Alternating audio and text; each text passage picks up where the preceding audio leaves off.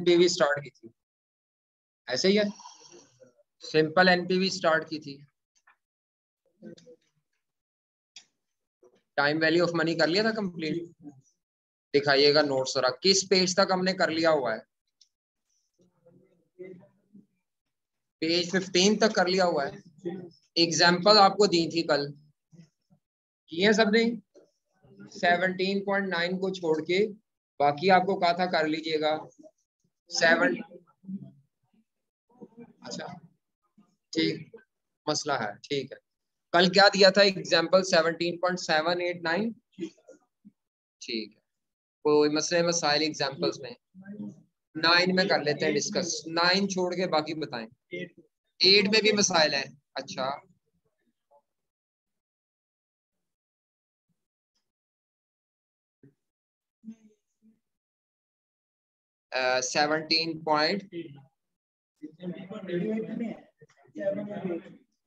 17.7, इसमें इंग्लिश में लफ्ज लिखा हुआ है cash profits. Cash profits cash flows को कहते हैं, खाली प्रॉफिट थोड़ी लिखा है। यानी ये प्रॉफिट का वो पोर्शन है जो नॉन कैश आइटम से पाक कर दिया होगा मैंने, हैं, सुंडियों से पाक। इसी तरह डेप्रिसिएशन से पाक, कैश प्रॉफिट कैश फ्लोस को ही कहते हैं। 17.7 एग्जाम्पल में जो लफ्ज लिखा हुआ है वो खाली प्रॉफिट लिखा है कि कैश प्रॉफिट्स लिखा है?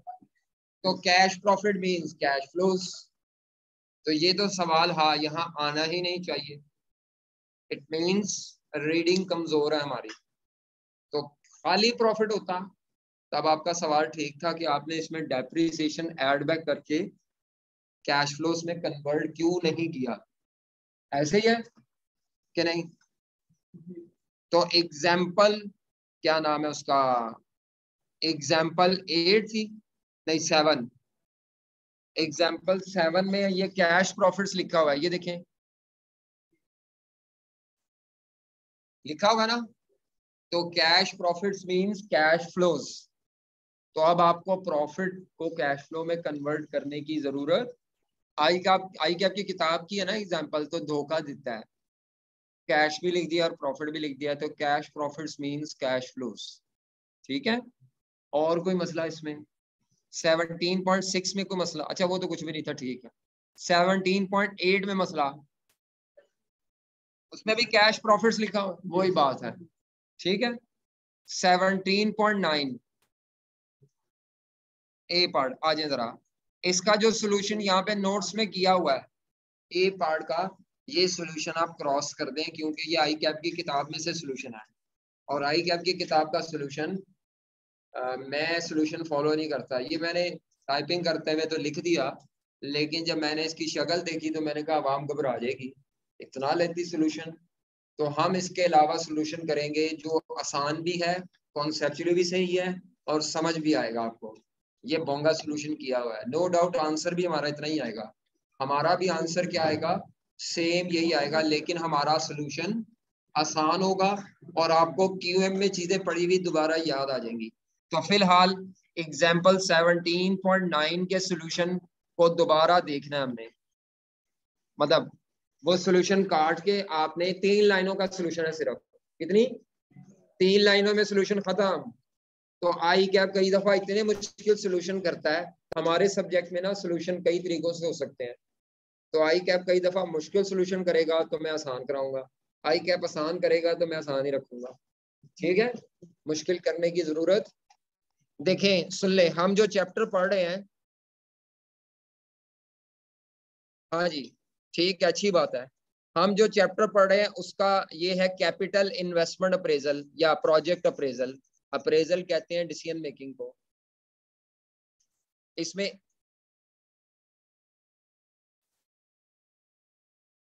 जी मुझे बताएं, इसमें जो डाटा होगा वो 1 साल का होगा या 1 साल से ज्यादा? 1 साल से, इसीलिए इसको लॉन्ग टर्म डिसीजन मेकिंग भी कह सकते हैं। क्या कह सकते हैं इसको? लॉन्ग टर्म डिसीजन मेकिंग को डिसाइड करने के दो तरीके हैं, या तो कंपाउंडिंग वाले तरीके से डिसीजन मेकिंग कर लें। कंपाउंडिंग का मतलब है तमाम कैश फ्लोज की फ्यूचर वैल्यू निकाल लें और डिसाइड कर लें कि आपको प्रोजेक्ट करना चाहिए कि। दूसरा तरीका है कि आप डिस्काउंटिंग वाले तरीके से डिसाइड करें। उसमें हम तमाम कैश फ्लोस की क्या निकाल लेंगे, ये 0 पे निकालेंगे और ये at the end of project. ठीक है, दोनों के आंसर तो सेम नहीं आएंगे, लेकिन दोनों अप्रोचेस से डिसीजन सेम आएगा। अगर कंपाउंडिंग अप्रोच कहती है कि प्रोजेक्ट को एक्सेप्ट करना है, तो डिस्काउंटिंग अप्रोच भी यही कहेगी कि प्रोजेक्ट को एक्सेप्ट करना है। अब जो हमारा 17.19 क्वेश्चन था, अगर मैं उसके कैश फ्लोस की टाइमलाइन बनाऊं तो 0 पे इन्वेस्टमेंट है 50,000 रुपए की, 1 पे कैश फ्लोस बताएं मुझे जरा प्लीज। 1 पे 10,000 का इनफ्लो है, 2 पे 20,000 का इनफ्लो है, 42,000 का इनफ्लो है।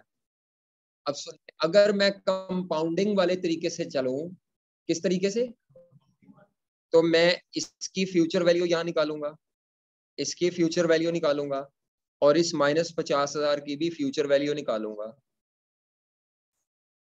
और ये आंसर आ जाएगा, जो भी आंसर आता है। ठीक है, और हमारा आंसर वही आएगा जो सॉल्यूशन में वो 9550 नजर आ रहा है ना। कितना आंसर वहां लिखा हुआ था, 9550 पार्ट। ये कंपाउंडिंग का मेथड है। फॉर्मूला कौन सा लगेगा, वही वाला जो आपने पढ़ा नहीं हुआ, ये वाला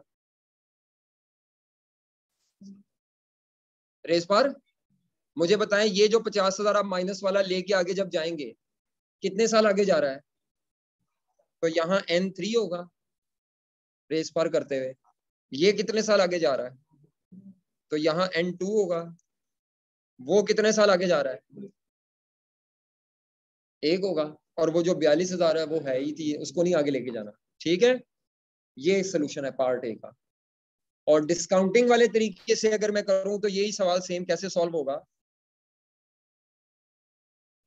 जी, सारे कैश फ्लो 0 पे आ जाएंगे। फिर हम ऐसे करेंगे, 50,000 ये तो 0 पे ही है, इसको छेड़ेंगे नहीं। ये जो 1 पे 10,000 है, इसको बैक ले आएंगे। उसके बाद ये जो 2 पे 20,000 है, इसको 2 साल पीछे ले आएंगे। और ये जो 3 पे 42,000 है, इसको हम, और फिर ये भी एक आंसर निकल आएगा और ये प्रेजेंट वैल्यू का आंसर होगा। ऑल्दो दोनों आंसर मैच, लेकिन डिसीजन विल बी सेम। ये वाले तरीके में फॉर्मूला ये इस्तेमाल होगा।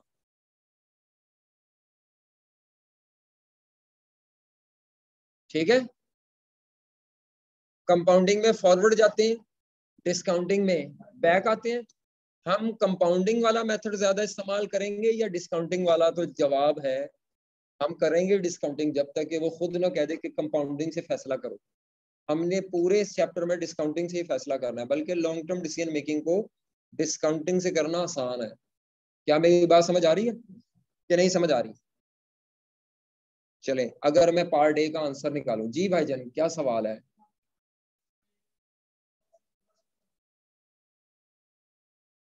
किसमें? कैश फ्लो के तौर पर कौन सी cost? Depreciation expense plus profit. तो वो डेप्रिसिएशन एक्सपेंस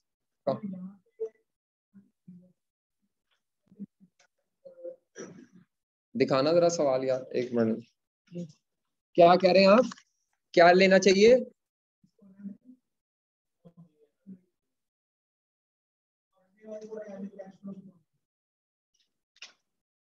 समझ नहीं आ रही आप, मुझे मुझे आपका सवाल नहीं समझ आ रहा। क्यों नहीं लिया? ये कैश इनफ्लो है, रेवेन्यू कैश इनफ्लो और कॉस्ट कैश आउटफ्लो हमने नेट करके लेने हैं। नेट कैश फ्लो देते हैं ना, हाँ, ग्रॉस कैश फ्लो नहीं लेते, ये कहना चाह रहे हैं मैं ठीक है, मैं सही कह रहा हूँ ना? तो नेट ही लेना है। अगर आप इनफ्लो को अलहदा लेंगे, आउटफ्लो को अलहदा पीवी निकालेंगे, सवाल बड़ा लंबा हो जाएगा। इसीलिए हम नेट को लेते हैं। इसी तरह टैक्स भी जब आप निकालते हैं आम जिंदगी में, तो इनकम पर टैक्स अलहदा निकालो, एक्सपेंसेस पर टैक्स सेविंग अलहदा। आप इनकम माइनस एक्सपेंस करके पहले प्रॉफिट निकालते हैं और प्रॉफिट पे टैक्स आ जाता है। नहीं समझ आई? नेट कैश फ्लोस कंसीडर होते हैं हमेशा, नेट कैश फ्लोस। ठीक है, अगर ये सवाल है अच्छा बेटा, बेटा चलें आगे, एक बार रिपीट कर दें किसको बेटा, ये भी बता दें रिपीट किसको करना है। लेट आने वाले माजरत, आइंदा लेट आएंगे तो नहीं। रिपीट का मतलब आप पहले 5 मिनट में जरूर रोज कहते हैं रिपीट, इसका मतलब है कि आप लेट आते हैं कुछ बच्चे। तो यार लेट आने वाले हमारा टाइम जाया कर रहे हैं, आपकी मेहरबानी आइंदा ऐसा ना कीजिएगा, ठीक है। मैं रिपीट कर देता हूँ पहली और आखिरी दफा, आइंदा ऐसे नहीं करना। हम ये बात कर रहे थे कि लॉन्ग टर्म डिसीजन मेकिंग में फैसला साजी करने के दो तरीके हैं, या तो सारे कैश फ्लोज को फ्यूचर वैल्यू में कन्वर्ट कर लें, उस तरीके को कहते हैं कंपाउंडिंग, या सारे कैश फ्लोज को आज की वैल्यू पे कन्वर्ट कर दें, उस मेथड को क्या कहते हैं। और हमने ज्यादातर ये वाला मेथड इस्तेमाल करना है। अब 17.9 प्रॉब्लम था, उसका सोल्यूशन जो पार्ट ए का था वो मैंने कटवा दिया। मैंने कहा हम इस तरह सोल्यूशन करेंगे कि हर कैश फ्लो की फ्यूचर वैल्यू निकालेंगे, हर कैश फ्लो की क्या निकालेंगे, और 10% का आर दिया हुआ है। कंपाउंडिंग के लिए भी उसने कहा 10% ही यूज करो, और डिस्काउंटिंग के लिए भी उसने 10% ही यूज करवाया, ठीक है। तो अगर मैं ये इस्तेमाल करूं कंपाउंडिंग वाला तरीका, तो क्या आप 50,000 की फ्यूचर वैल्यू निकाल सकते हैं। 50,000 इंटू 1.10 रेस पर 3, ओ एन की जगह आ जाएगा, सॉरी, रेस पर 3। मैंने कहा था सोल्यूशन 3 लाइनों में हो जाएगा, देखना मेरा सोल्यूशन 3 लाइनों में। ये क्या आता है, ये 0 है ना, टाइम 0 जी। ये 0 वाले को पकड़ के आगे लेके जा रहे हैं। 66 1 वाले कैश फ्लो की फ्यूचर वैल्यू वो पॉजिटिव है। 2 साल आगे जा रहे हैं तो रेस पर 2, 12 2। बेटा टाइम पे आया करें, ऑनलाइन वाले आपसे रिक्वेस्ट है, रेस पर 3 तो 22,000। और तीसरा जो है वो पहले ईयर 3 में है। अब आप ये जो पॉजिटिव वाले इनका टोटल करें, नहीं इनका टोटल,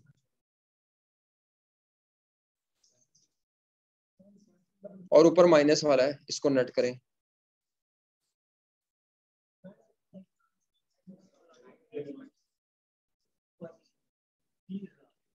है सर वो 20,000 को एक रेस पर 1। अच्छा, ओ सॉरी सॉरी, मैंने गलत किया है, रेस पर 1 था। क्या वो आंसर आ गया जो उसने निकाला हुआ है। आई कैप का आंसर और हमारा आंसर सेम है। इतने लंबे चक्करों में पढ़ने की क्या जरूरत है, जो आई कैप ने वो सोल्यूशन आई कैप का छापा है जो मेरे नोट्स में है। तो वो नहीं, वो कंपाउंडिंग करके दिखाई हुई है, एक एक साल को अलग-अलग करके इतना टाइम जाया करने की क्या जरूरत है जब आपके पास शॉर्टकट फॉर्मूले मौजूद है। और ठीक है, ये आंसर आ गया। क्या आपको इन्वेस्टमेंट करनी चाहिए, क्योंकि ये पॉजिटिव आंसर आ रहा है। इन्वेस्टमेंट के मुकाबले में इनफ्लो ज्यादा है फ्यूचर वैल्यू बेसिस पे, तो आपको ये इन्वेस्टमेंट, अब इसी सवाल को डिस्काउंटिंग वाले तरीके से करना है। तो डिस्काउंटिंग वाले तरीके से तो हमें आता है आम सवाल, तो वो आप उनकी प्रेजेंट वैल्यू निकालेंगे। ये जो कैश फ्लोज हैं, तो 10,000 की प्रेजेंट वैल्यू निकालेंगे। 10,000 इंटू 1.10 रेस पर -1, 20,000 इंटू 1.10 रेस पर -2, और तीसरे साल की प्रेजेंट वैल्यू आएगी 42,000 इंटू -3। तो पहला क्या आता है बेटा, 9091,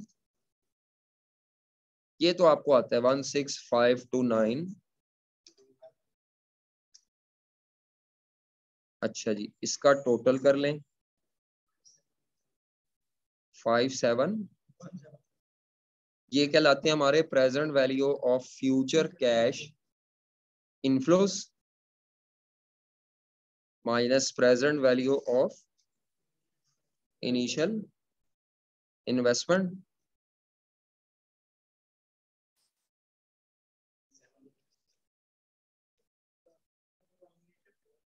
जी आंसर डिफरेंट है, आंसर डिफरेंट ही होगा क्योंकि एक 0 वाली डेट पर है और एक फ्यूचर वैल्यू पर है। अगर आप इस 9550 की प्रेजेंट वैल्यू निकाले ना 10% पे, तो यही जवाब बन जाना है। रिकंसाइल करके चाहे देख लो, ये 3 साल बाद की प्रेजेंट फ्यूचर वैल्यू है ना, तो अगर आप इस 9550 की पीवी निकाल दें तो इस आंसर से मैच कर जाएगी। तो हमें मैच करने को कहा हुआ है सी पार्ट में, लेकिन एक्चुअली मेथड को ये इस्तेमाल होगा डिसीजन मेकिंग के लिए। तो ये ए पार्ट का जवाब है 17.9 के, ये बी पार्ट का जवाब है। और सी पार्ट में आप क्या कर सकते हैं, इन दोनों आंसर को, तो आपको फ्यूचर वैल्यू का आंसर ये दिया हुआ है, प्रेजेंट वैल्यू का आंसर ये दिया है। तो अगर मैं उसकी प्रेजेंट वैल्यू निकाल लूं इस 9550 की, 9550 इंटू 1.10 मेरा ख्याल है रेस पर -3, तो वही जवाब आ जाएगा। या इसको फ्यूचर वैल्यू निकाल लें, इसको इससे टैली कर दें या इसको इससे कर दें, एक ही बात, रिकंसाइल करना है। फ्यूचर से प्रेजेंट पे आ जाए या प्रेजेंट से, नहीं समझ आ रही? और ये आसान है ना तरीका, तो आसान तरीकों पे जाना है। मुश्किलात आई कि आपने जो किया है वो फर्ज आइन नहीं है कि वही करना है तो हम पास होंगे। आई कैप कहता है प्रोसीजर के नंबर है, आंसर के नंबर नहीं है वैसे, लेकिन प्रोसीजर भी आई कैप वाला छापना जरूरी नहीं है। Other solutions are also acceptable by ICAP, और जो आई कैप आपको सॉल्यूशन देता है वो वन ऑफ द अवेलेबल और एक्सेप्टेबल सॉल्यूशंस होता है। There are other solutions which are acceptable by the examiner. जब आपका वो पेपर चेक करता है तो उन सारे अदर सॉल्यूशंस को अहमियत दी जाती है।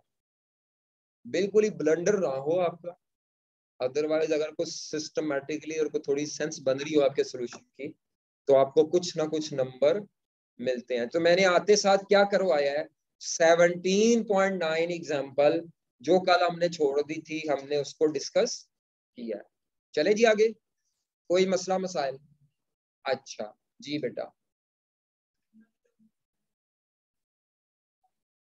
टाइम वैल्यू ऑफ मनी और NPV. NPV time value of money को यूज करके डिसीजन मेकिंग टूल है बस। टाइम वैल्यू हमें सिर्फ ये सिखाती है how to calculate present value या how to calculate, but you can not take decision. When you want to take the decision you have to select one tool, किसी tool से डिसाइड होगा। तो NPV is the decision making tool बस। NPV no doubt, NPV इस्तेमाल present value को ही करेगी। तो NPV एक डिसीजन मेकिंग टूल है बेटा, ठीक है। वो कहते हैं ऊपर वाली टाइमलाइन दिखा दे एक दफा, ये ले जी टाइमलाइन, बिल्कुल ये ले। दोनों तरीकों से मैंने सोल्यूशन कर दिया है और दोनों तरीकों के सोल्यूशन के जवाब भी हमारे तकरीबन मैच कर गए हैं। तो आई कैप की एग्जाम्पल करने का फायदा ये, कल को आप खपेंगे, अदरवाइज एक आम स्टूडेंट खपता रहेगा ये क्या किया हुआ है, बार बार फिर व्हाट्सएप करेगा उस्ताद मोहतरम को, सर जी 10 दिया की कीता है, और उस्ताद कहेगा ये गलत किया हुआ। सही दसो, गलत नहीं है, लंबे तरीके से किया वैसे। चले जी आगे जवानों जो घर से पढ़ रहे हैं। वर्किंग कैपिटल विद एग्जांपल 1 एक दफा अगेन करवा दें पेज 6 पर। वो अभी रहने दें उसको, आप दोबारा वर्किंग कैपिटल करेंगे तो आ जानी है वो, बल्कि बहुत ज्यादा पढ़ना है हमने वर्किंग कैपिटल। अगर आपने वो एग्जांपल उस दिन मिस कर दी या आपको समझ नहीं आई तो बी रिलैक्स, टेंशन ना ले, आगे आ जानी है। पीछे रिवर्स गियर लगाना जरा मुश्किल हो जाता है ना, रिवर्स गियर लगाना, ठीक है। नो डाउट हम करवा देंगे आपको, लेकिन जिस दिन मैं, ये अब आपने याद रखना है जवान, जिस दिन मैं वर्किंग कैपिटल की एडजस्टमेंट दोबारा कराऊंगा एनपीवी में, उस दिन चाहे दोबारा आप मुझे उधर ले आइएगा, ठीक है। ये प्रॉपर एक वो है आगे नोट्स में, मेरा ख्याल है किस सफे पे मैं बता देता हूँ। वर्किंग कैपिटल की मैंने एडजस्टमेंट करानी है और आखिरी एडजस्टमेंट है, सफा नंबर किससे शुरू होनी है, दोबारा पूरी तरह डिटेल से करानी है, सफा नंबर 33 और 53 पे।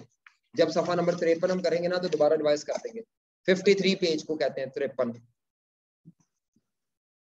53 पेज को कहते हैं। मुझे पता है दोनों तरह की पार्टीज है, उर्दू मीडियम और, तो मैं इंग्लिश मीडियम में भी पढ़ा हूँ, उर्दू मीडियम में भी हूँ, तो दोनों मोड आते हैं। 79 को क्या कहते हैं उर्दू में, हाँ, और 89 को 89 या 99, हाँ ठीक है। तो ये 79 89 ही कंफ्यूज में है उर्दू में। आ जाओ, 30 के बाद नहीं आता, 30 के बाद ही ठीक है, कोई मसला नहीं, इसीलिए मैं दोनों बोल रहा हूँ। आ जाए जनाब, आज हमने आगे क्या करना है, आज हमने आगे क्या करना है, नोट्स छोड़ दे जनाब, आज नोट्स छोड़ दे जरा प्लीज, नोट्स छोड़ दें। कल मैंने आपसे कहा था कोई नोट्स ले लिएगा, शायद वो मैं व्हाट्सएप करना भूल गया, तो आपको फोटोकॉपियर से मिलेंगे नहीं, उसको भी नहीं फिर आए तो मिल जाएंगे आज आपको, ठीक है। उसका क्वेश्चन नंबर 1 5 मिनट में होने वाला है, ऐसा कोई मसला नहीं है। तो वो मैं आखिर में, आज टाइम बचा तो मैं आपको क्वेश्चन नंबर 1 करवा दूंगा, वो जो नोट्स में से, लेकिन वो बहुत आसान है। आज का लेक्चर हमारे लिए ज्यादा इम्पोर्टेंट है। तो आ जाएं जी। अभी आप नोट्स जरा छोड़ दें। हाँ जी, अभी आप नोट्स जरा छोड़ दें। हमने आज क्या पढ़ना है? आज का हमारा जो टॉपिक है वो है NPV of annuity and perpetuity cash flows. Although आपने क्यूएम में ये लफ्ज सुने हो शायद, NPV of annuity and perpetuity cash flows. तो सबसे पहले आपको ये पता होना चाहिए एन्युटी किसे कहते हैं, या एन्युटी कैश फ्लोज क्या होते हैं।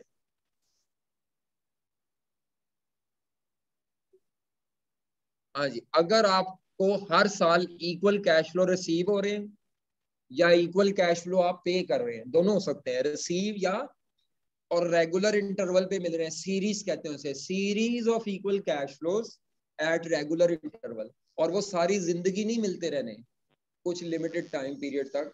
तो 3 खूबियां होती हैं एन्युटी कैश फ्लोज में। पहली खूबी, इक्वल कैश फ्लो होते हैं इसमें। उसके बाद रेगुलर इंटरवल, यानी गैप नहीं होगा, ये नहीं है कि 1 साल मिलेंगे 2-3 साल नहीं मिलेंगे, रेगुलर इंटरवल पे होते हैं। और ये जो अमाउंट रिसीव होगी या पे होगी, ये फिक्स टाइम पीरियड के लिए होगी, 4 साल, 5 साल, 6 साल, 10 साल, कोई ना कोई टाइम की बाइंडिंग होगी। क्या बात समझ आ रही है? सबसे बड़ी पहचान इक्वल कैश फ्लो है।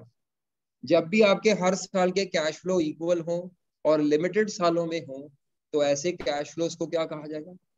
Annuity cash flows. Is it clear? अच्छा, एन्युटी कैश फ्लोज की 3 टाइप्स हैं, ये भी आपने क्यूएम में पढ़ी होगी। एन्युटी कैश फ्लोज 3 तरह के होते हैं, ऑर्डिनरी एन्युटी, एन्युटी ड्यू, और तीसरा डिलेड या डेफर्ड एन्युटी। ठीक है, डेफर्ड एन्युटी। ऑर्डिनरी एन्युटी पहली कौन सी है? दूसरी एन्युटी ड्यू, और तीसरी है डिलेड एन्युटी या डेफर्ड एन्युटी। क्यूएम में तो जो मर्जी आपने पहचान रट्टा लगाई हो, यहाँ पे याद रखें, टाइमलाइन को जेन में रखें। अगर आपका equal cash flow end of year 1 से शुरू हो रहा है, 1 से, अगर इक्वल कैश फ्लो कहां से शुरू हो रहा है? 1 से, यानी 1 से शुरू हो रहा है तो वो ऑर्डिनरी एन्युटी है। 0 से शुरू हो रहा है, एन्युटी ड्यू है। और 1 के बाद से, यानी 2 से या 3 से या 4 से, 1 से नहीं, 1 के बाद से शुरू हो रहा है तो वो कौन सी है? Delayed, after year 1। यानी इक्वल कैश फ्लो अगर 1 2 3 4 में आ रहा है तो ऑर्डिनरी है, 0 1 2 3 में आ रहा है, 3 4 5 6 में आ रहा है, यानी 1 में नहीं आ रहा, इक्वल कैश फ्लो बाद से कभी से आ रहा है, 1 के बाद से, इसको क्या बोलते हैं? डिलेड। मैं जरा इसको टाइमलाइन में प्रेजेंट कर देता हूँ ताकि आप लोगों को समझ आ जाए, क्योंकि ये नोट्स में टाइमलाइन बनाना जरा मुश्किल था, इसीलिए मैंने कहा नोट्स जरा छोड़ दो, नहीं तो गुड़मुड़ हो जाना था सब कुछ। जी, किसमें? मैं बता देता हूँ आपको। जी, इसकी टाइमलाइन कुछ ऐसे होगी। 0 पे इन्वेस्टमेंट है मिसाल के तौर पर। हाँ, ऑर्डनरी एन्युटी की टाइमलाइन कुछ इस तरह से होगी। मिसाल के तौर पर, मिसाल के तौर पर, चलो मैं एक एग्जांपल ही बना लेता हूँ। मिसाल के तौर पर 5,000 आप इन्वेस्ट कर रहे हैं आज, और आपको अगले 4 सालों में इक्वल कैश फ्लो आना है 2-2 हजार रुपए का। कितने का? Each year. क्योंकि ये 1 से शुरू हो रहा है, ऑर्डिनरी है। क्योंकि ये पूरा साल गुजरने के बाद आ रहा है एंड पे, इसी को एरियर भी कहते हैं। कैश फ्लो साल गुजरने के बाद है तो ये ऑर्डिनरी एन्युटी के कैश फ्लोज को कैश फ्लोज इन एरियर भी कहते हैं, ठीक है, या cash flows at the end of each year भी कहते हैं। कि आप क्यूएम के लिए पूछ रहे हैं मुझसे, यहाँ ऐसी कोई लाइन नहीं होगी, लेकिन चलो, अगर वो कोई कैश फ्लो इन एरियर कह दे तो इसका मतलब एंड ऑफ ईयर पे है। समझ आ रही है? तो एरियर इसको कहते हैं ऑर्डनरी को, और ड्यू को advance, start of each year या कैश इन एडवांस। जी जी, वो तो ले जाएंगे ना बाद में। क्या ये बात समझ आ गई है? तो ये ऑर्डिनरी क्यों है, कैसे पता चला? इसमें जो पहला इनफ्लो आ रहा है, पहला इनफ्लो तय करता है। पहला इनफ्लो वो एंड ऑफ ईयर 1 से आ रहा है। Is it clear? अच्छा, और एनविटी ड्यू की टाइमलाइन कुछ ऐसे होगी। ये एनविटी ड्यू की टाइमलाइन है। जीरो पे इन्वेस्टमेंट है, और वो जो आपको 4 कैश इनफ्लो आने थे, पहला कैश इनफ्लो आपको 0 से ही आ जाता है, दूसरा 1 में आएगा, तीसरा 2 में आएगा, और जो चौथा आना था वो 3 में आएगा। ये 4 तक नहीं जाएगा, ये 4 तक। Is it clear? पहला कैश इनफ्लो जो आ रहा है वो कहां से शुरू हो रहा है? तो ये एनविटी ड्यू या एडवांस्ड एनविटी है, ठीक है। अच्छा, एडवांस्ड भी कहते हैं इसको, एडवांस। उसके बाद तीसरी एनविटी, उसकी टाइमलाइन कुछ ऐसे होगी कि हम 5,000 इन्वेस्ट कर रहे हैं मिसाल के तौर पर। पहले साल कुछ नहीं है, मिसाल दे रहा हूँ, दूसरे साल कुछ नहीं है, तीसरे साल से एक 2,000 का कैश इनफ्लो आएगा।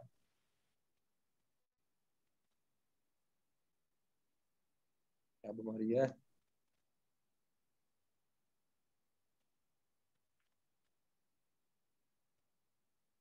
ये डिलेड एन्युटी की टाइमलाइन है। क्या ये बात समझ आ रही है? टाइमलाइन, जब भी आपको कहीं कंफ्यूजन हो जाए ना टाइमिंग ऑफ कैश फ्लो की, तो timeline is the basic point. Timeline हमें गाइडेंस देती है कि कौन सी चीज कहाँ आ रही है। और विदाउट टाइमलाइन जो प्रेजेंट वैल्यू सीखता है उसका नॉलेज हवाई है, और कभी ना कभी जरूर गलती करेगा। और जहां कहीं फंस जाए टाइमलाइन बना लो। Timeline is the basic tool जो आपकी कभी भी कैश फ्लो के आगे पीछे हुए गलती नहीं होने देगी। अच्छा, अब हमने क्या निकाल लिया है? अगर मिसाल के तौर पर इन तीनों एग्जांपल में मैं आर 10% रख दूं, आर कितने परसेंट रख दूं? 10%, यानी वो नहीं होता, क्या कहते हैं उसे, कॉस्ट ऑफ कैपिटल रेट या डिस्काउंट रेट। अगर मैं डिस्काउंट रेट 10% रख दूं,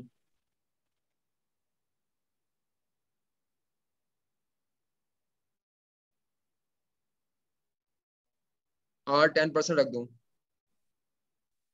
जी, वो कहते हैं डिलेड एन्युटी समझ नहीं आई। क्या समझ नहीं आया बताएं भाईजान? डिलेड एन्युटी में क्या बात समझ नहीं आई? इक्वल अमाउंट 1 से शुरू नहीं होगी, बस 2 से हो सकती है, 3 से हो सकती है। ये डिलेड एन्युटी है। ऑर्डिनरी एन्युटी में 1 से शुरू होगी, ड्यू में 0 से, और डिलेड में 1 के बाद से। जी फैसल साहब सवाल पूछे बेटा। अच्छा, क्लियर हो गया, ठीक है, चलो आ जाए जरा। ऑर्डिनरी एन्युटी की एनपीवी, अगर मैं आपसे कहूं कि ऑर्डिनरी एन्युटी की एनपीवी कैसे निकालनी है,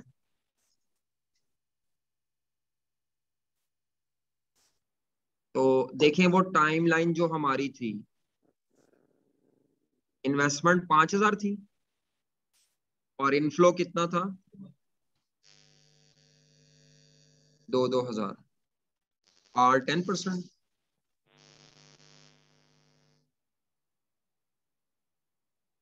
माइक ऑफ रखें, अगर सवाल पूछना हो फिर ऑन करें, अदरवाइज ऑफ रखें जी।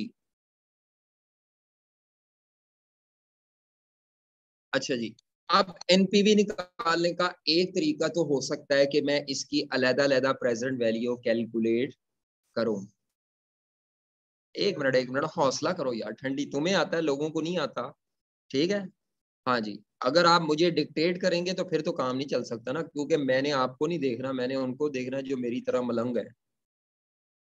हैं? अच्छा, तो ये तरीका ठीक है, गलत नहीं है, इसमें कोई मसला नहीं। आप ये निकालें पीवी, एनपीवी निकालें, but it will waste your time, it will waste.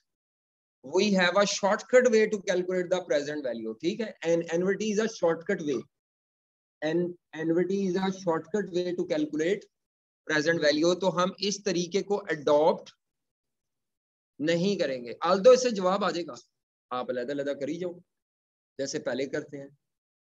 बात समझ आ रही है?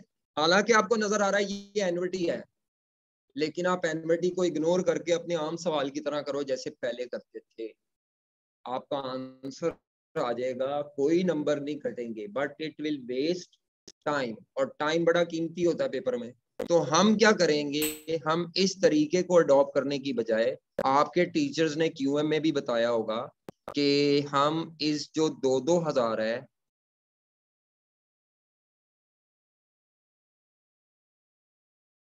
इस पूरे बंडल की एक ही दफा प्रेजेंट वैल्यू निकाल लेंगे। इस पूरे बंडल की, चारों की अलग अलग नहीं, पूरे बंडल की एक ही दफा प्रेजेंट, बंडल की पीवी निकाल लेंगे।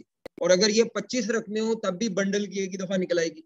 अगर ये 50 रकमे हो तब भी पूरे बंडल की वन स्टेप में, एक शॉट में आप पीवी निकाल लेंगे, टाइम बचेगा। तो फॉर्मूला फिर इसका ये होता है, अगर आपको याद हो तो ये 1 से 4 तक पीवी निकालने का फॉर्मूला होता है, present value of cash inflows. अगर आपको याद हो बचपन की बातें, तो annual cash flow into annuity factor, annual cash flow into, ये तरीका होता है। एन्युटी फैक्टर इन चारों कैश फ्लो को इकट्ठा ही काउंट कर लेगा, इनकी पीवी पूरे बंडल की इकट्ठी खुद ही निकाल देगा। एनुअल कैश फ्लो ये 2000 है। एन्युटी फैक्टर निकालने का ये फॉर्मूला होता है 1 - 1 प्लस आर रेस पर minus n divided by r. ये जो ब्रैकेट है, इस ब्रैकेट को क्या कहते हैं, पूरे ब्रैकेट को annuity factor. Is it clear? Annuity factor से क्यों कर रहे हैं, क्योंकि we want to save our time. हम चाहते हैं कि एक ही दफा में सारा सवाल हो जाए। तो अब आप यहां पर 1 माइनस आर कितना लिया था मैंने ऊपर, एन का मतलब नंबर ऑफ पीरियड्स या नंबर ऑफ ईयर्स नहीं है, number of equal cash flows है। ये नोट्स में मिस प्रिंटिंग है, गलत है, काटो उसको। नोट्स में नंबर ऑफ पीरियड्स लिखा हुआ है, गलत है। इसको लिखते हैं एन्युटी में, इसको कहते हैं number of equal cash flows, ये लिखो, गलत है। सफा नंबर कौन सा बेटा? 17 सफा पे गलती है जनाब। एक 18 सफा, सॉरी 18 सफा पे एन नंबर ऑफ 18 है, 17 है, 17 है, 17 यार। झूलेलाल झूलेलाल, असी नहीं सर साढ़े नाल, और केड़ा सोता है मुंडा। 17 पे भी है, और आप 17 सफे को बस ध्यान में रखें। 18 वाला टेबल तो हमें पेपर में मिलना ही नहीं, वो तो टेबल मैंने वैसे एक्स मारने के लिए अटैच किया हुआ है। एन का मतलब क्या है? Number of equal cash flows. Annuity में सिर्फ, एन्युटी में एन का मतलब number of equal cash flows होता है। एन का मतलब नंबर ऑफ ईयर्स या नंबर ऑफ पीरियड्स नहीं है, number of equal cash flows. N का मतलब क्या है? तो यहाँ कितने कैश फ्लोज है इस बंडल में? बाई चांस साल भी 4 है, लेकिन एन ईयर नहीं है। एन का मतलब number of equal cash flows, तो 4 चलें जनाब, इसकी प्रेजेंट वैल्यू निकालें, क्या आती है? 63। और अब मेरे लिए एनपीवी निकालना को मुश्किल नहीं है, क्योंकि मैंने सिर्फ इसमें से अब present value of initial investment less करनी है, जो कि 5000 थी, ये वाली, जो क्या आता है 1300 पॉजिटिव है। इसका बस मैं इतना सा टेबल बनाऊंगा, ये मैं आपको एमसीक्यूज के लिए करा रहा हूँ, लॉन्ग क्वेश्चन में नहीं आनी ये एनविटी। ये हम सिर्फ किस मकसद के लिए कर रहे हैं, और अगले चैप्टर्स में आना है ये एनविटी, अगले चैप्टर्स में आनी है, फिर वहां पे आप परेशान होंगे, टाइम जाया करेंगे। Is it clear? ये कौन सी एनविटी थी?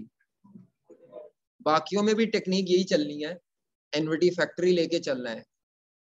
आप गलती पेपर में क्या करते हैं, आप ये 2-2 हज़ार को 4 दफा जमा कर देते हैं, आप कहते हैं 8000 है सर ये। और भाई वो जो एनविटी फैक्टर का फॉर्मूला है, जब आप ये -4 ये इस तरह लेते हैं ना, वो चारों कैश फ्लो ऑटोमेटिकली काउंट हो गए। आपको 2000 वन टाइम लिखना है। एनुअल कैश फ्लो लिखा है मैंने टोटल कैश फ्लो नहीं लिखा। समझ आ रही है?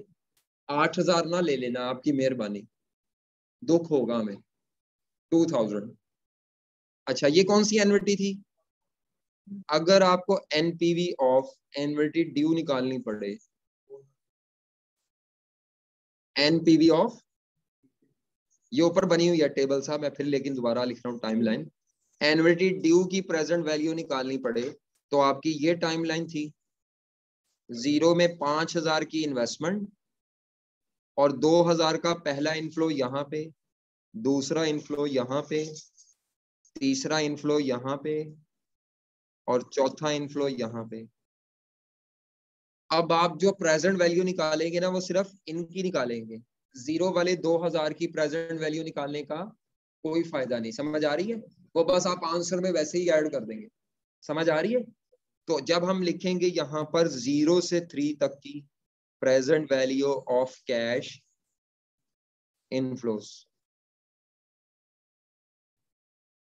तो आप ये जो 0 वाला 2,000 है ये तो वैसे का वैसे ऐड कर देंगे और अगले 2,000 जो पर एनम है उसको इनटू एन्युटी फैक्टर, इसको इनटू एन्युटी फैक्टर करना है। ये बंडल की पीवी निकालनी है। ये 2,000 को क्यों नहीं काउंट किया? ये 2,000 तो पहले ही पीवी पे है, ये तो बस वैसे ही ऐड कर दें। पीवी आपको इनकी निकालनी है, 1 -4 -3 क्यों कर रहे हैं?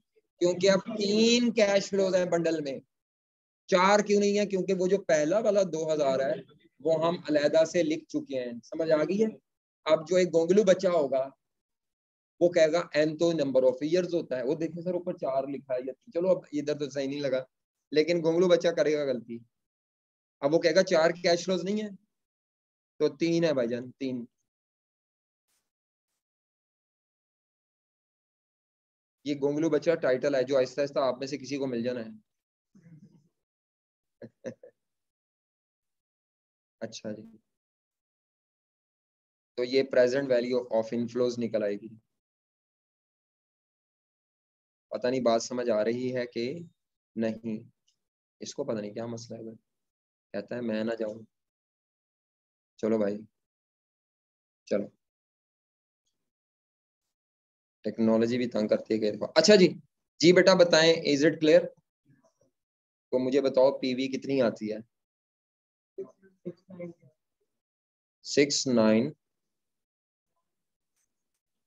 इसमें ये 2,000 भी जमा किया है ना?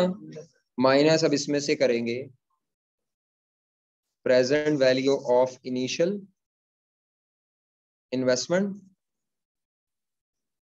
जो कि 5,000 है,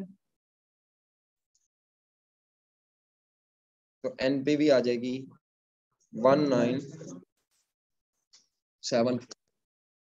कभी भी आप इसमें गलती नहीं कर सकते या नहीं करेंगे, इसमें मसला ही कोई नहीं।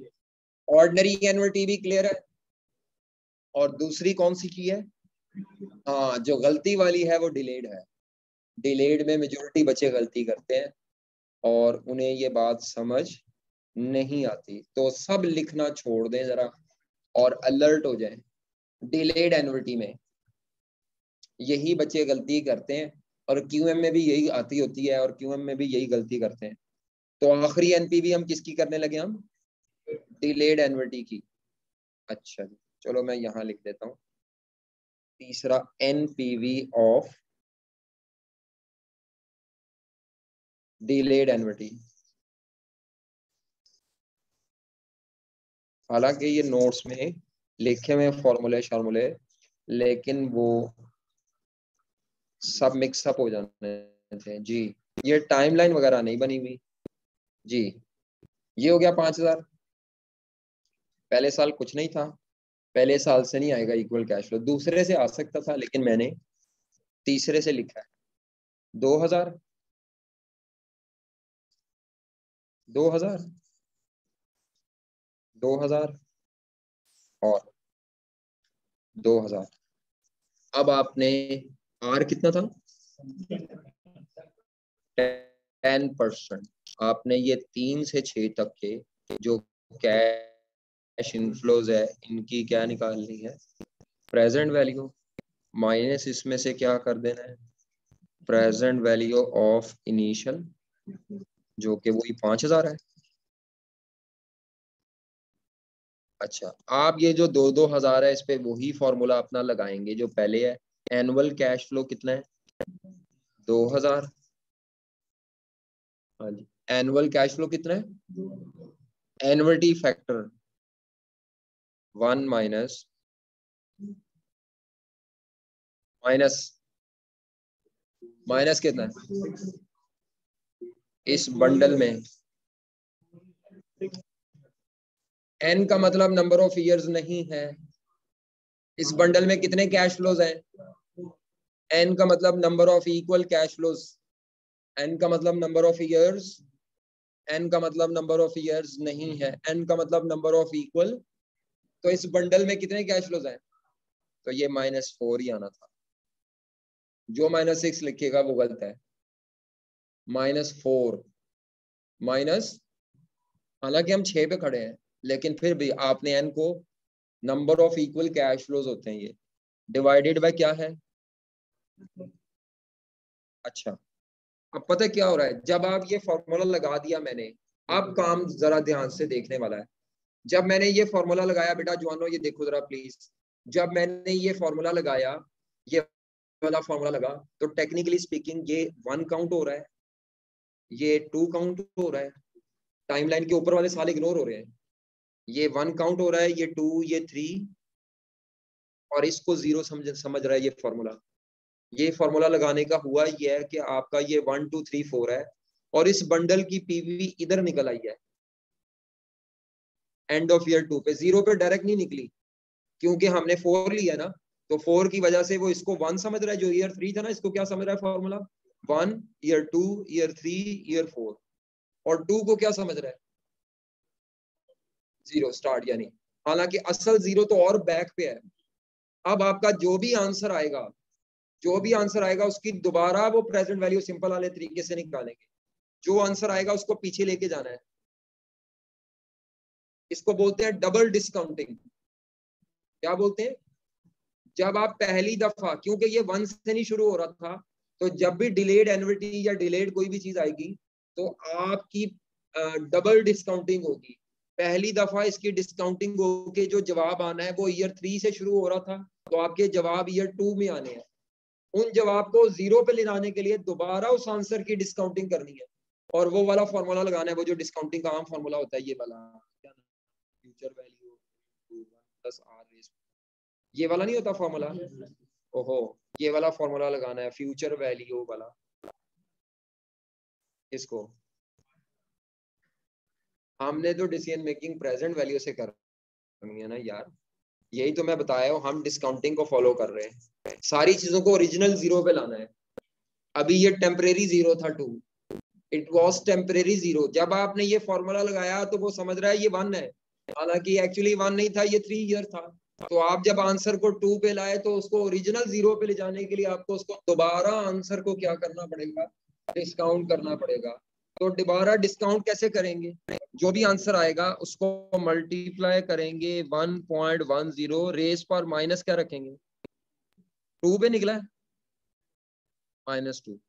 इसको जो ब्रैकेट थी ये सिंगल डिस्काउंटिंग थी, ये करने से अब क्या हो गई? Double discounting. डबल डिस्काउंटिंग सिर्फ डिलेड एन्युटी में या डिलेड परपेचुइटी पढ़ेंगे आगे उसमें होगी, बाकी कभी भी नहीं होगी। डिलेड में, डिलेड चीजों में समझ आ रही है? अगर 1 से शुरू हो जाए एन्युटी तो फिर जरूरत ही नहीं डबल डिस्काउंटिंग। अगर 0 से शुरू हो जाए तब भी मसला नहीं है, हमने 1 वाले पकड़ लिए। अगर 1 के बाद से शुरू हो annuity then you need double discounting, then you need double discounting, 2 times discounting करेंगे। ठीक है, चलो बताओ जरा ये आंसर कितना आता था?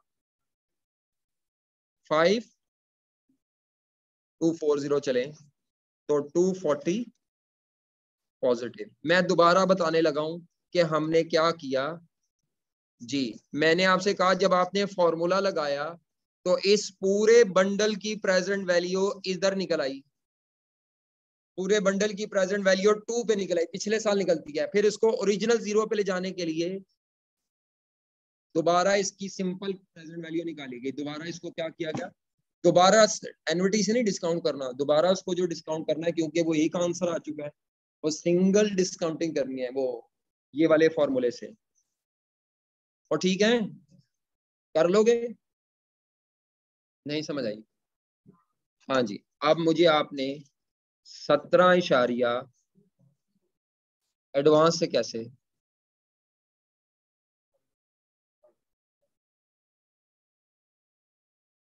बताएं जरा कैसे, दोबारा प्लीज।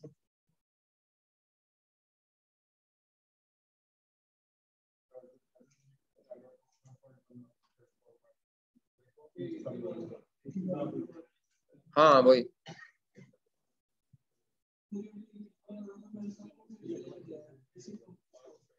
नहीं वो नहीं करना था क्या?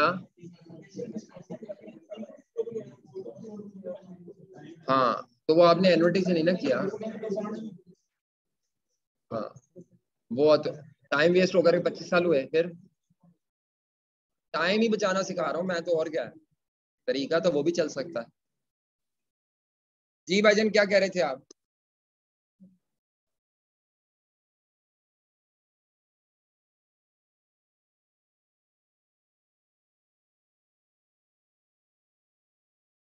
वही बात है, आप 3 वाली वैल्यू को नहीं छेड़ रहे, आप इसको इधर ले आते हैं, इसको इधर ले आते हैं, इसको इधर ले आके फिर तीनों इकट्ठी गाल होते ही आ गई। हाँ हाँ, एक रकम आपका, मैं सिर्फ टाइम सेव करना सिखा रहा हूँ। Annuity is the shortcut way to calculate when you are prolonging your solution in shortcut. तो क्या फायदा हुआ शॉर्टकट का? शॉर्टकट का मतलब है कट कट, नहीं टाइम बचाना चाह रहे हैं ना। Actually annuity is a shortcut way. आप कहते हैं मैंने नहीं करनी सर एनुअलिटी, तो तुझे सिंपल रखो यार, तीसरे साल की सारी डिस्काउंटिंग करें, चौथे साल की सारी डिस्काउंटिंग करें, पांचवें की करें, अल्लाह अल्लाह खैर सल्लाह, एनुअलिटी की टेंशन ही कोई नहीं। लेकिन समझना तो जरूरी है ना, नहीं समझ आ रही? व्हाट्सएप ग्रुप में सेंड करते हैं नोट्स? जी कर देते हैं बेटा, आप नए आए हैं मेरा ख्याल है, जी कर देते हैं। सर अपनी ड्राइव का लिंक भी दे दें जहां नोट्स वगैरह अपलोड करेंगे। आप कोई लोन ड्राइव में अपलोड नहीं करेंगे, व्हाट्सएप में मिलेंगे, सारे नोट्स व्हाट्सएप में ही मिलेंगे, ठीक है? सारे नोट्स व्हाट्सएप में ही मिलेंगे। हाँ जी, गूगल क्लासरूम भी नहीं है, बस व्हाट्सएप जो है एक चीज, एक मीडियम इस्तेमाल करें, इधर उधर के मैसेज ना करें व्हाट्सएप में। और भी की हाल है, जो एक बच्चा मैसेज करे सवाल पूछे वो भी क्लासरूम या व्हाट्सएप, या नोट शेयर होंगे। सर मैंने भाई को रिप्लाई किया था, अच्छा अच्छा ठीक है सॉरी जी। चले जी, कहाँ चले? हमने NPV of NVT cash flows कर लिया है। अगला एनपीवी कौन से कैश फ्लोस किया है? परपेचुटी। अब मैंने ये सारी नहीं करानी, बस मैं आपको सबसे पहले ये बताऊंगा कि परपेचुटी कैश फ्लो, सिर्फ चेंजेस बताने लगा हूं मैं। पहली चेंज क्या आएगी एन्युटी में, जो ये फिक्स टाइम पीरियड था ना, अनलिमिटेड फॉर एवर पैसे मिलेंगे या फॉर एवर पैसे देने पड़ेंगे, ठीक है? परपेचुटी की क्या डेफिनेशन होती है? Equal cash flows regular interval for unlimited time period. ये मैं रेड बॉल पेन से और रेड से लिखने लगा हूं। फॉर यहाँ चेंज आएगा, फिक्स की जगह क्या आ जाएगा? Unlimited time period. परपेचुटी में ये चेंज आएगा, इक्वल कैश फ्लोज होंगे लेकिन साल नहीं बताए गए होंगे। वो इन्फिनिटी का साइन लगाया होगा, इन्फिनिटी का साइन, या फॉर एवर लिखा होगा। हमेशा पैसे मिलते रहेंगे इक्वल, या हमेशा पैसे, जो रिटायर आदमी हो जाता है उसको पेंशन मिलती है ना, तो जब तक वो जिंदा रहता है उसको मिलती रहती है, पता नहीं वो कितने साल जिए। तो वो एक मिसाल है परपेचुटी कैश फ्लोज की। इसी तरह अगर आप इररिडीमेबल डिबेंचर खरीद लें, क्या खरीद लें, तो उस पर आपको जो एनुअल इंटरेस्ट मिलेगा वो फॉर एवर मिलेगा। क्या खरीद लें? क्या होते हैं रिडीमेबल डिबेंचर्स? पहले याद दसो डिबेंचर की होंगे ने पाए? अबे हाँ, एक एक बंदा। हाँ किन से लोन लेती है? नहीं जी गलत, फिर सारे बोल दो। नहीं, जब भी कोई कंपनी जनरल पब्लिक से, हमारी तरह के लोगों से कर्जा लेती है तो उनको सबूत के तौर पर एक कागज का टुकड़ा दे देती है, उस कागज के टुकड़े को कहते हैं डिबेंचर। मालिकाना हकूक पे पैसे लेके कागज का टुकड़ा दे तो शेयर है, और अगर उधार वाली पार्टी बना दे आपको तो कि जी हमने आपसे उधार लिया, ये ले सबूत के तौर पर एक कागज का टुकड़ा, उसको कहते हैं डिबेंचर। डिबेंचर दो तरह के होते हैं, रिडीमेबल डिबेंचर। रिडीमेबल डिबेंचर क्या होते हैं बताओ अब?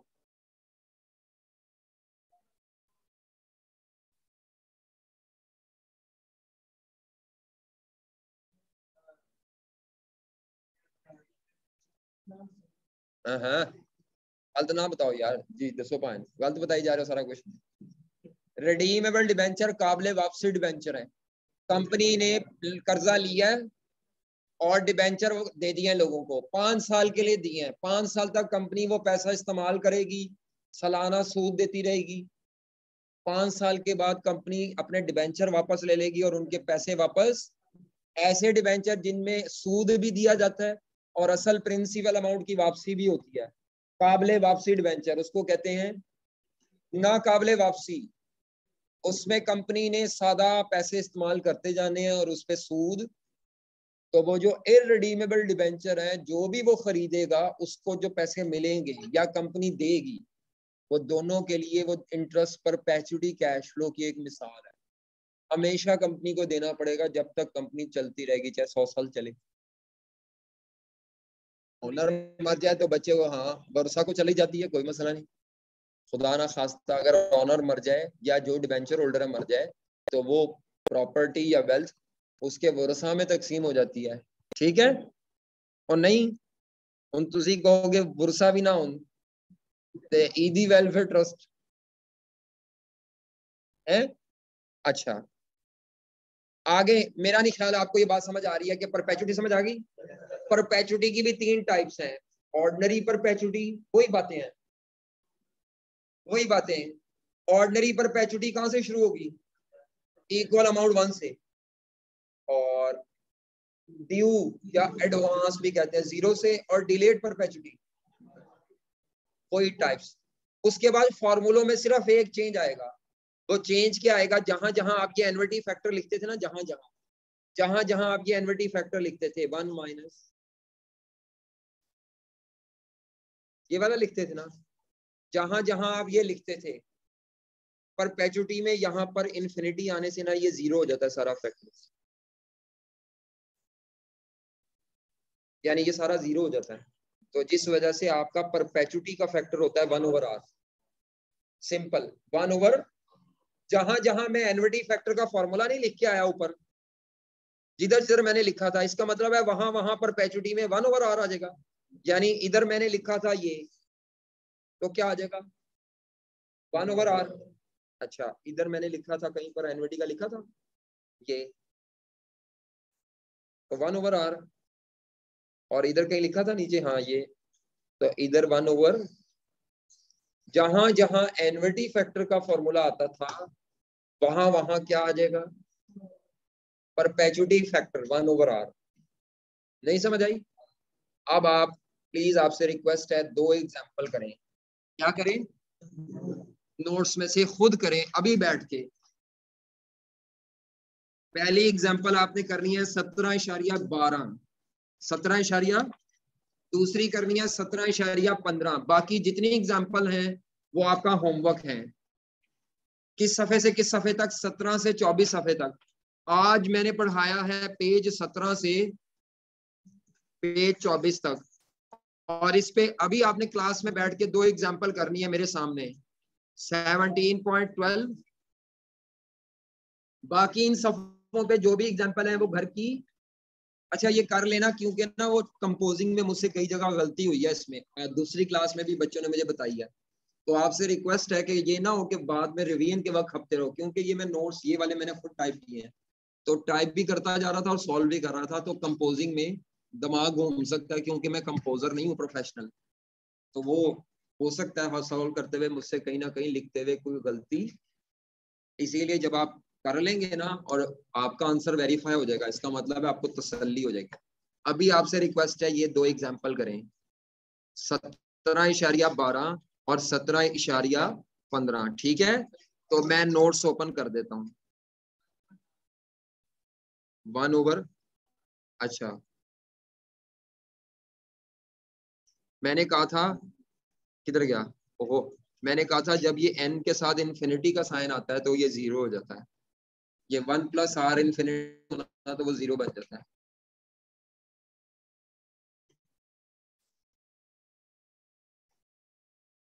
(17.12 और 17.15 एग्जाम्पल।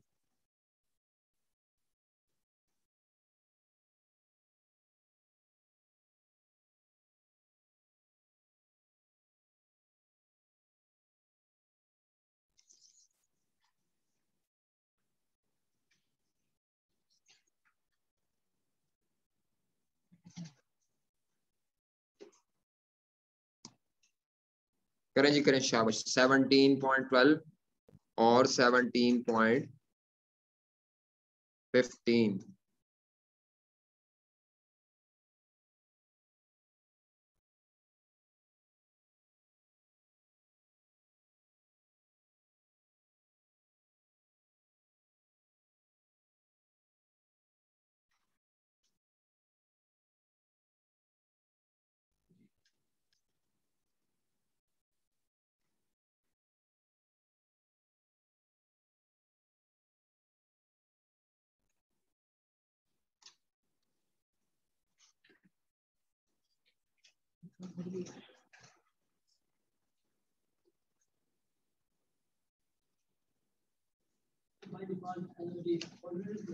हाँ, अगर क्लियर ना हो रहा हो तो वो ऑर्डिनरी होती है जी, बाय डिफॉल्ट। साइलेंट हो तो वो ऑर्डिनरी होती है।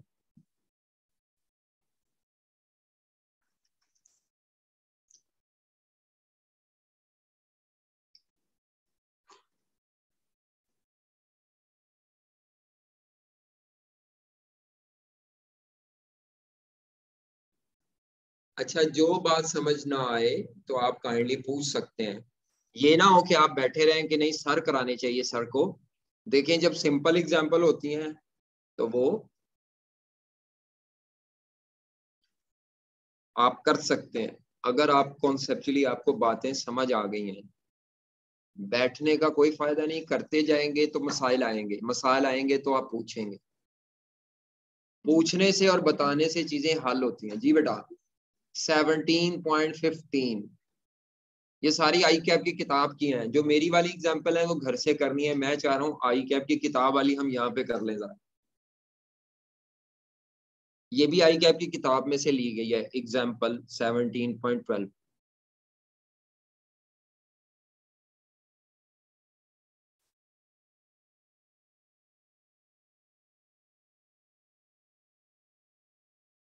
ये सेम सवाल है 17.12।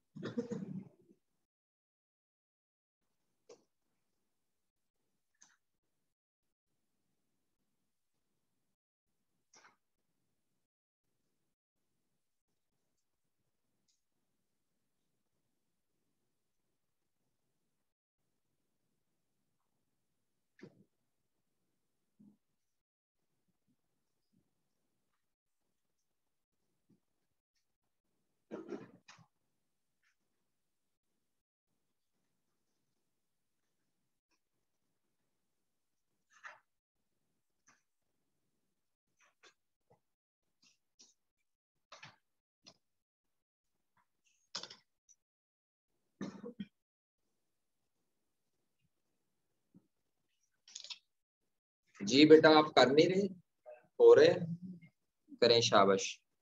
जी बेटा, आंसर बताते जाइएगा पहली एग्जांपल का जो आपने ये किया 17.12 में। 13460 पॉजिटिव, 9518 माइनस में, ऐसे ही है। तो ये 17.12 थी, 9518। ठीक है बेटा, गुड, जिन्होंने ये की है फैसल, अच्छी बात है। 17.15 रवियन के लिए भी बड़ी अच्छी है, उस पर जरा लिख लीजिएगा रवियन, यानी ये एक 17.15, ये एक एग्जाम्पल करें और आपकी एनुअलिटी परपेचुटी दोनों इसमें कवर हो जाएंगी। वो अभी तो कराया ही नहीं, आइए रहा।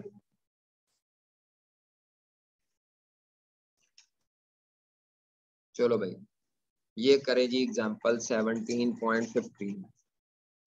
इसका सोल्यूशन पीछे थोड़ा सा गलत है, तो आपने इसका सोल्यूशन नहीं देखना, खुद करें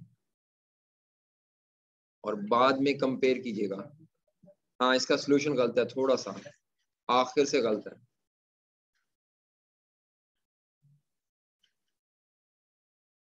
ओ, देख देख के कर रहे हैं करके फिर देखे।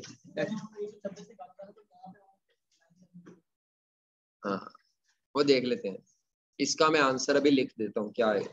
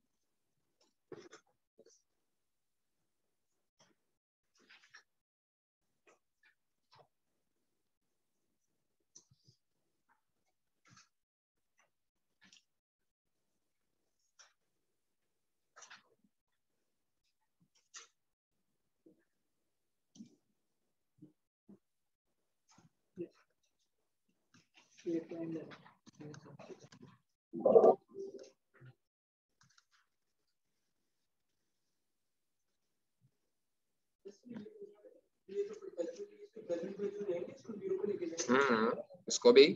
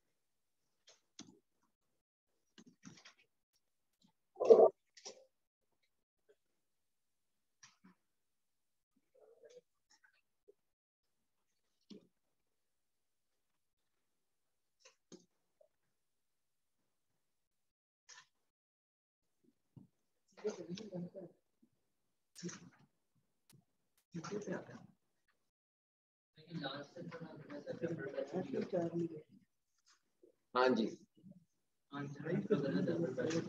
नहीं सही है, आंसर ठीक है, सिर्फ कैलकुलेशन गलत है।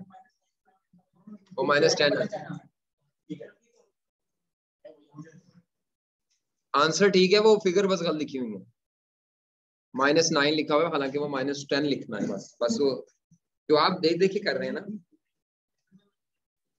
हाँ, लेकिन फाइनल आंसर सही आएगा जी।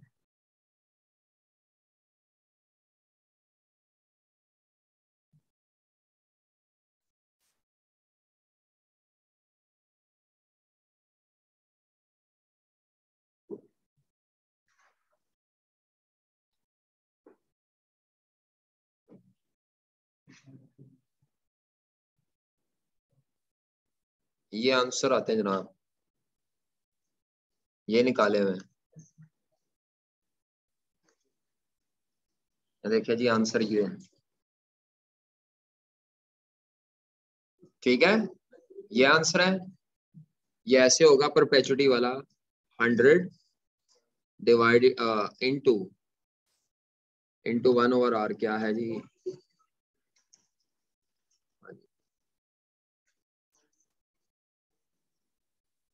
08 इंटू 1.08 रेस पर -10, ये लिखना था। ये है 500 इंटू एनविटी फैक्टर वही 1 माइनस 08 रेस पर -4 डिवाइडेड बाय 0.08।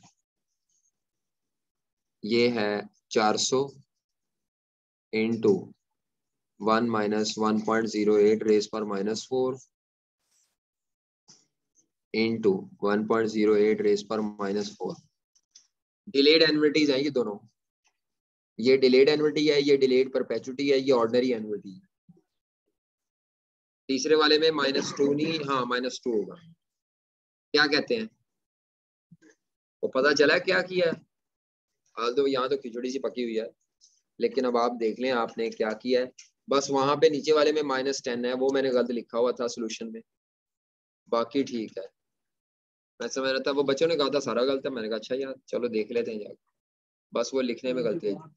जवाब ठीक है, कैलकुलेशन का प्रोसीजर गलत लिखा हुआ है जी। जवानों नहीं हुआ, हो गया सॉल्व। कुछ एग्जाम्पल मैंने बीच में डिस्कस ही नहीं की, वो आप देख लें कौन कौन सी नहीं की इन पेजेस पे। जिसका जो मसला है ना इसमें वो पूछ ले, ऐसे ना जाए। ये वाला सवाल जिसको मसला आ रहा है मसला आ जाए पूछे। मैं इलायचियां डाल के ना बैठे ना, रोजा थोड़ी अभी मुंह में। पूछो यार, पूछिए, हक क्या आपका।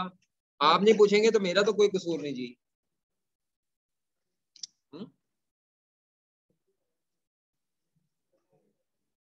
कौन से में बार, अच्छा क्या मसला आया है?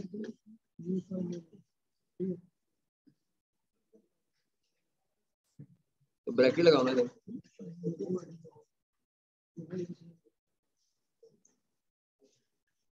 आंसर सही नहीं आ रहा।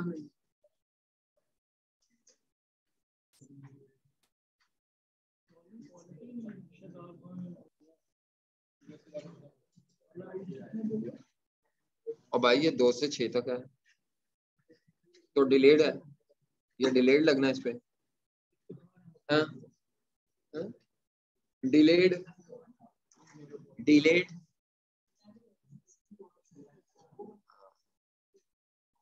10 11 12 13 और हाँ जी, पेज नंबर 17 से 24 तक करवाया आज मैंने, 17 से। तो आपने ये सारे पेजेस पढ़ आने, आपकी मेहरबानी और एग्जाम्पल करानी है, चाहे 2-2 दफा करें, 3-3 दफा करें।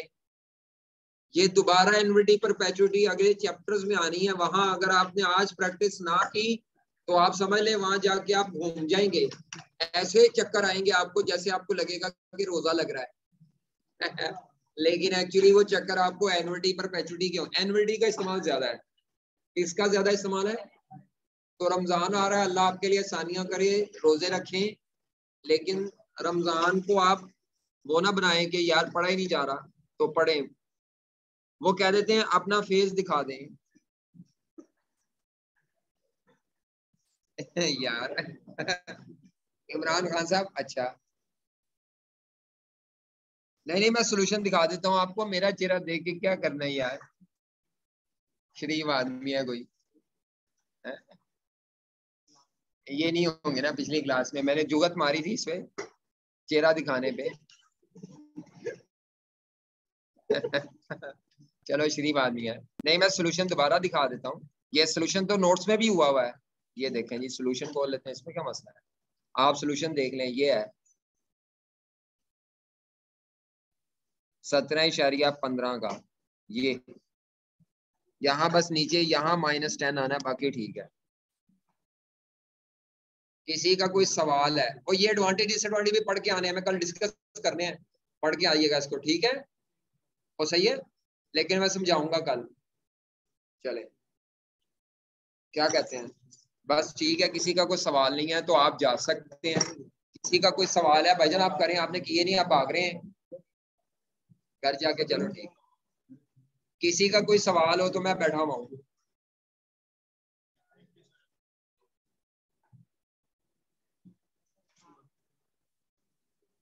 देख लो भाई मेरा फेस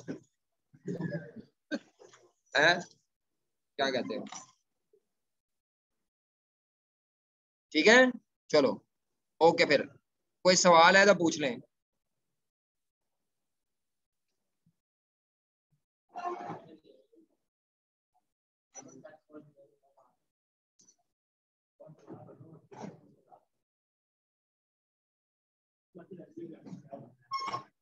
जी भाईजान, अच्छा चलेंगे, बहुत शुक्रिया। किसके सर मैं मीटिंग सर जाने वाले थे तो उन्होंने अच्छा अच्छा अच्छा, चलो बहुत शुक्रिया। सर मैं ग्रुप में ऐड नहीं हुआ सर व्हाट्सएप। तो वो आप इन्हें बताएं ना, या मैनेजमेंट के नंबर पर रब्ता करें। कौन सा व्हाट्सएप ग्रुप? सर ये जो क्लास का। यार मेरा अपना मोबाइल नहीं है आज मेरे पास। ठीक है सर। सर अच्छी फैकल्टी की जाए कहूं कि नहीं फैकल्टी को नहीं कहना, ये साहब जो आते हैं अब्दुल्ला वो कर। हाँ नहीं तो आप वो क्या करें, मुबशिर साहब के पास चले जाएं, ये जो एडमिशन ऑफिस में होते हैं, हाँ उनमें से पूछ लेना मुबशिर साहब, ठीक है हाँ वो कर देंगे यार। ओके अल्लाह हाफिज। जी बेटा जी।